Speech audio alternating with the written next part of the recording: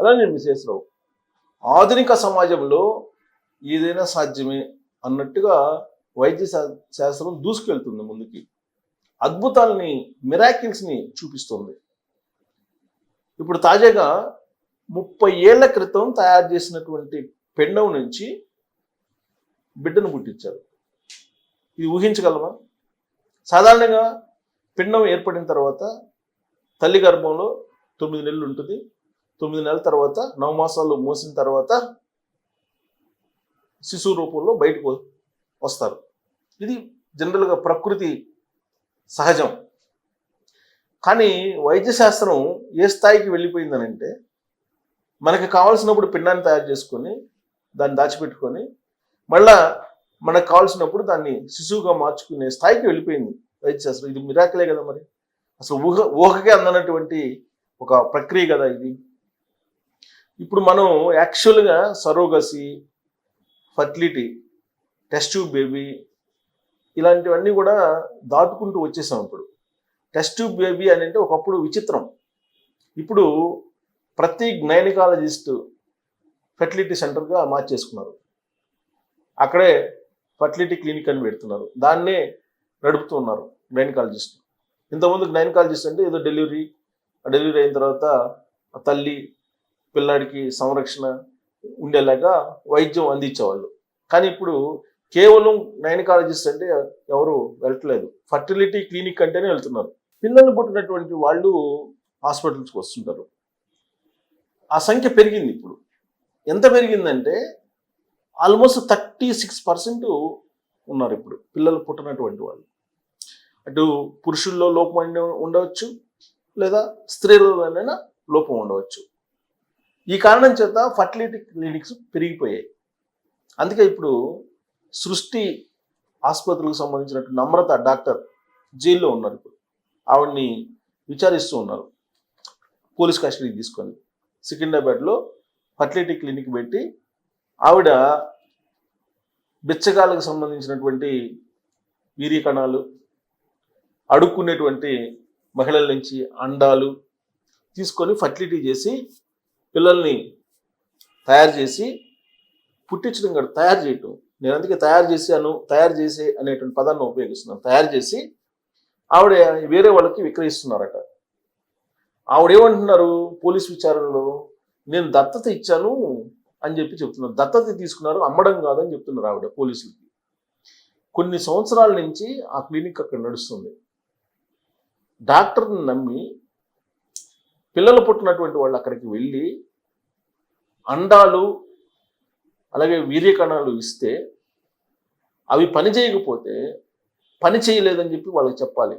కానీ అది చెప్పకుండా లక్షల రూపాయల ఫీజుల రూపంలో తీసుకొని ఏ తాగుబోతోళ్ళయో, ఏ బిచ్చగాళ్ళయో, ఏ అడ్డా కూలి వాళ్ళయో 4,000 రూపాయలు ఇచ్చి వీర్య కణాలు తీసేసుకొని అడుక్కున్న వాళ్ళయో, లేదంటే ఎవరో ఒకరు మహిళలు 10,000 రూపాయలు ఇచ్చి వాళ్ళ దగ్గర నుంచి అండాలు తీసుకొని వాటిని ఫర్టిలిటీ చేసి వాళ్ళ చేతిలో పెడుతున్నారు పిల్లలను పుట్టించి.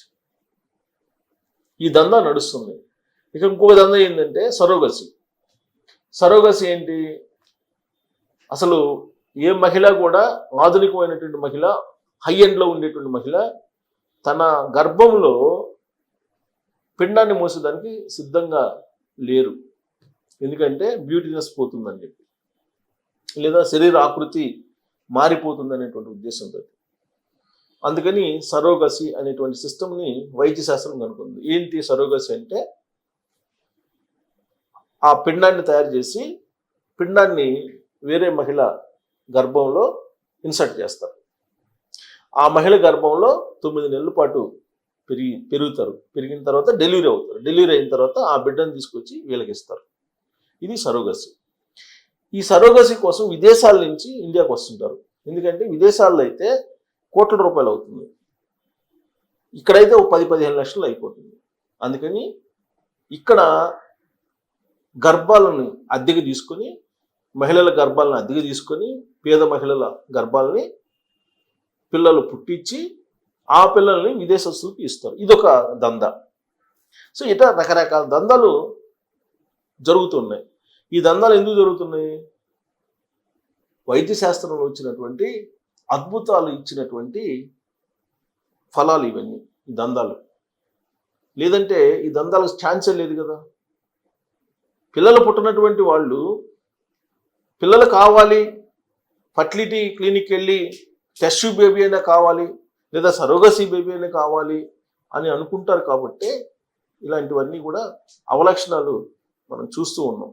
కాకపోతే వైద్య శాస్త్రంలో వస్తున్నటువంటి అద్భుతాలని మనం ఆహ్వానించాలి. ఎప్పుడో 30 ఏళ్ల క్రితం తయారు చేసినటువంటి పిండాన్ని శిశువుగా మార్చారు ఇప్పుడు అని అంటే మనం ఎప్పుడు కావాలంటే అప్పుడు పిండాన్ని దాచుకోవచ్చు.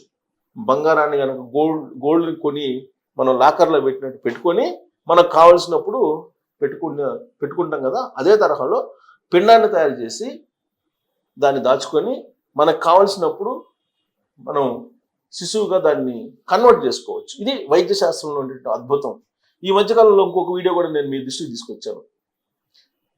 అమెరికాకు సంబంధించినటువంటి వైద్యులు శాటిలైట్కి కనెక్ట్ అయ్యి దాదాపు కొన్ని వేల కిలోమీటర్ల దూరం నుంచి ఆపరేషన్ చేశారు రోబోతోటి. ఇక్కడ రోబోని పెట్టి ఆపరేషన్ థియేటర్లో ఆ రోబోకి శాటిలైట్ తోటి కనెక్షన్ ఇచ్చి ఎక్కడో దాదాపు 50,000 కిలోమీటర్ల దూరంలో ఉన్నటువంటి డాక్టర్లు ఆ రోబో చేత ఆపరేషన్ చేయించి సక్సెస్ చేశారు. అంటే డాక్టర్లు మన దేశంలో ఉండాల్సిన అవసరం, ఏ దేశంలో ఉన్నా కానీ త్రూ శాటిలైట్ కనెక్ట్ అయ్యి రోబో చేత ఆపరేషన్ చేయించవచ్చు. గుండె ఆపరేషన్ చేయించారు, సక్సెస్ అయ్యారు. అది మీకు వీడియో రూపంలో నేను ఆల్రెడీ చేశాను, చూపించాను కూడా. ఇప్పుడు ఇదొక అద్భుతం వైద్య శాస్త్రంలో. దానికి సంబంధించినటువంటి న్యూస్ బాగా స్ప్రెడ్ అవుతుంది. దానికి సంబంధించినటువంటి న్యూస్ ఇది ఏంటి? వైద్య రంగంలో అమెరికాలో 30 ఏళ్ల క్రితం భద్రపరిచిన పిండంతో ఒక మగబిడ్డని పుట్టించారు. పునరుత్పత్తి వైద్య రంగంలో సరికొత్త ప్రపంచ రికార్డు ఇది. 1994లో IVF ద్వారా సృష్టించిన పిండాన్ని దానం చేసిన మహిళ. ఏళ్లుగా సంతానం కోసం ఎదురు చూస్తున్న దంపతులకు తీరని కళ. సో ఇప్పుడు రాబోయే రోజుల్లో పిండాన్ని భద్రపరుస్తారనమాట డాక్టర్లు. ఎవరికి పిల్లలు కావాలంటే వాళ్ళ చేతిలో పెడతారు ఇక పిండాన్ని శిశువుగా మార్చేసి. ఇది రాబోయే రోజుల్లో జరిగేది.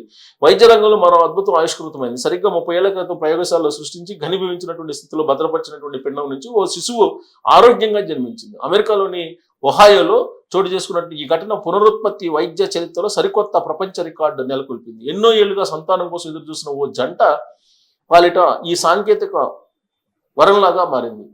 లిండ్సే, టిమ్ పియర్స్ అనే దంపతులు చాలా కాలంగా పిల్లల కోసం ప్రయత్నిస్తున్నారు. స్నోఫ్లేక్స్ అనే ఓ పిండ దత్తత కార్యక్రమం ద్వారా చివరికి వారి కళ నెరవేరింది.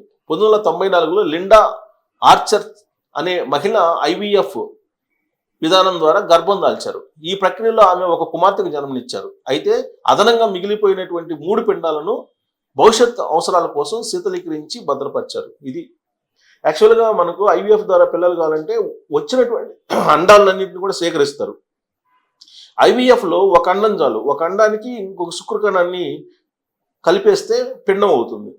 మిగిలినటువంటి అండాలు ఉంటాయి కదా, వాటిని భద్రపరిచి ఈ పని చేస్తారు వాళ్ళు. సో అది అద్భుతం ఇది. అయితే అదనంగా మిగిలిపోయిన 3 పిండాలను భవిష్యత్ అవసరాల కోసం శీతలీకరించి భద్రపరిచారు. దాదాపు 3 దశాబ్దాల తర్వాత లిండా మోనోపాజ్ దశకు చేరుకున్నారు. ఈ పిండాలను వృధా చేయడం ఇష్టం లేక వాటికి జీవం పోయాలని నిర్ణయించుకున్నారు. ఈ క్రమంలో నైట్ లైట్ క్రిస్టియన్ అడాప్షన్స్ అనే సంస్థ నడిపేటువంటి స్నోఫ్లేక్స్ కార్యక్రమంలో భాగంగా తన పిండాలను దానం చేశారు. ఈ కార్యక్రమం ద్వారానే లిండ్సే, టిమ్ పియర్స్ దంపతులు లిండాను సంప్రదించారు. లిండా దానం చేసిన 3 పిండాలలో 2 వైద్య నిపుణులు విజయవంతంగా సాధారణ స్థితికి తీసుకొచ్చారు. వాటిలో ఒక పిండాన్ని లిండ్సే గర్భంలో ప్రవేశపెట్టగా అది విజయవంతంగా పెరిగి థియో అనేటువంటి ఆరోగ్యవంతమైనటువంటి బాబుకు జన్మనిచ్చారు. టెన్నెసీలోని IVF క్లినిక్లో నిపుణుల బృందం ఈ సంక్లిష్టమైనటువంటి ప్రక్రియను పర్యవేక్షించి 1990ల నాటి సాంకేతికతతో పిండాలను భద్రపరిచినప్పటికీ ఈ ప్రక్రియ మొత్తం సజావుగా సాగిందని వైద్యులు జరిపారు. ఈ జన్మంతో ఓ ఆసక్తికరమైన బంధం ఏర్పడింది. థియోకు జీవశాస్త్రపరంగా 30 ఏళ్ల వయసున్న ఒక సోదరి ఉంది. ఆమె 1994లో ఇదే IVF బ్యాచ్ పిండం నుంచి జన్మించింది. ఒకసారి సృష్టించిన పిండాల నుంచి 30 ఏళ్ల వ్యత్యాసంతో అన్నా చెల్లెళ్ళు జన్మించడం వైద్య చరిత్రలోనే ఓ అరుదైనటువంటి మైలురాయిగా నిలిచింది. ఇప్పుడు ఈ శిశువును ప్రపంచంలోనే అత్యంత పురాతన శిశువుగా చెప్తున్నారు. సో ఇది నిజంగా అద్భుతం కదా. నిజంగా వైద్య శాస్త్రం మరో సృష్టికి ప్రతి సృష్టి చేస్తుందేమో అనిపిస్తుంది జీవితే. అంటే మనకు కావాల్సినప్పుడు పిండాన్ని దాచుకొని మనకు కావాల్సినప్పుడు శిశువుని తీసుకురావటం అంటే అది మామూలు వైద్య శాస్త్రం కాదు. సో మరి దీన్ని విన్న తర్వాత మీకేమనిపిస్తుంది అనేది ట్రోల్ చేయొచ్చు. Thank you.